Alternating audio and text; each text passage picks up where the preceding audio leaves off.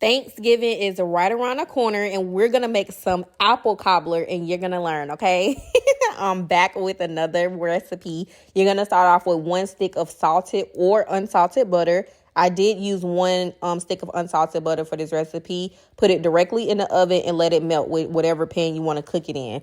Then you want to start off with some apples. I did use some red apples for this recipe. You can use green, yellow, I don't care, okay? I cut up about 9, or I peeled about 8 apples because these were a little smaller. I did use my apple cutter. You do not have to do it this way. However you want to peel and cut up your apples into slices, it works. Even if you want to buy them pre-sliced and pre-peeled, you can do that as well. But if you buy them whole like this, just go ahead and peel them. You can use a knife or the peel like that, and then cut them up. However you want to cut them up is your business, okay?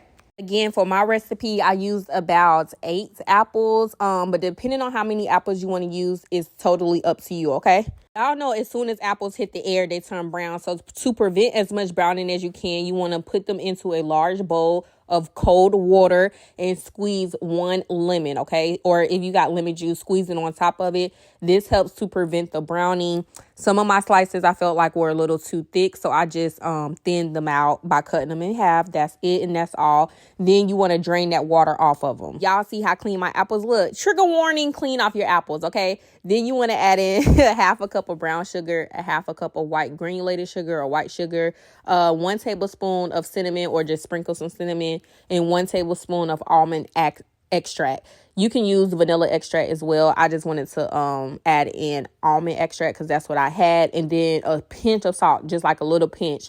But honestly, if you use salted butter, you don't even have to add the pinch of salt. But if you did use unsalted butter, add a pinch of salt. And then to a saucepan, you want to go ahead and add your apple mixture in there, put it on medium heat and let it come to a boil. Just let it cook. That's it. If you don't see enough like liquid in it, just add like a little bit of water to the bottom. And then for your dough, you just want to add in 1 1/2 cup of self-rising flour. Do not use all-purpose flour, okay? And then you want to add in 1 1/2 cup of whole milk. I did use whole milk for my recipe. And then 1 cup of sugar. That's literally it. That's literally it, okay? That's all you want to do. Nothing more, nothing less.